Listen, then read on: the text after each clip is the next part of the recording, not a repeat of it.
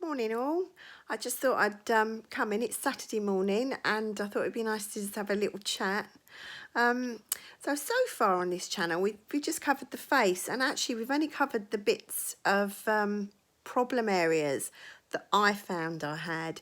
So if there's anything that you would like me to go over, I don't know, whether you suffer with eye bags or darkness on your face or red eyelids or really dark circles, please let me know, because I'd be really happy to do some work on those with you. You know, maybe even if you'd like to come over and I can do that makeup for you.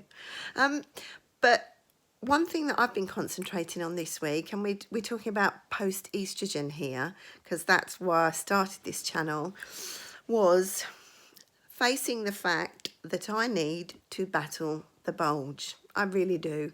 When my estrogen first started to get low, I had the most awful experience, and I'm sure this is very, very rare, so I wouldn't worry about it happening to you.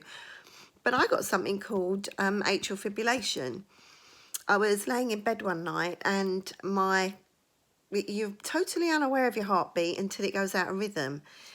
And I woke up and my heart was just like a butterfly all around my chest, and it wasn't like a palpitation, it was just constantly like it, and I knew something was wrong. And sure enough, I went up to A&E, and Mark was not at all happy about getting up at 1 in the morning to run me to Basildon, and there we sat for 9 hours until they managed to get my heart back into rhythm.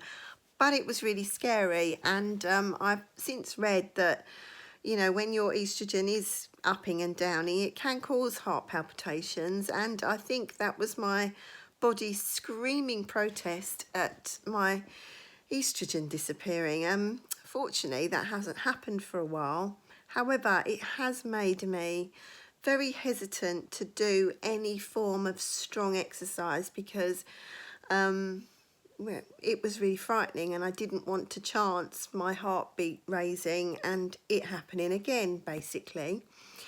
And another thing that I've discovered is that once your ovaries stop producing quite as much estrogen, your body is very clever, well, it thinks it is, I don't, in getting the estrogen from body fat, specifically in women, tummy fat. So yeah, if you find yourself getting a bigger tummy, that's why. It's the body trying to compensate for it. So I'm kind of coming to the conclusion that a little bit is probably good for you. However, I think I've got somebody else's share as well as mine, and it's so unfair. I don't know what you think, but I've got probably the same as a lot of you. I've got 2 kids, 2 dogs, I've got a job. I'm always on the go. I really am. And I've never been fatter, ever. I've never been busier, and I've never been fatter. But I think she's done her worst for me now, and it's time I've decided to fight back. And if anyone else is going through this, it would be really lovely to hear from you and maybe swap tips and ideas. For me, there's a few things that I've started to do for the new me.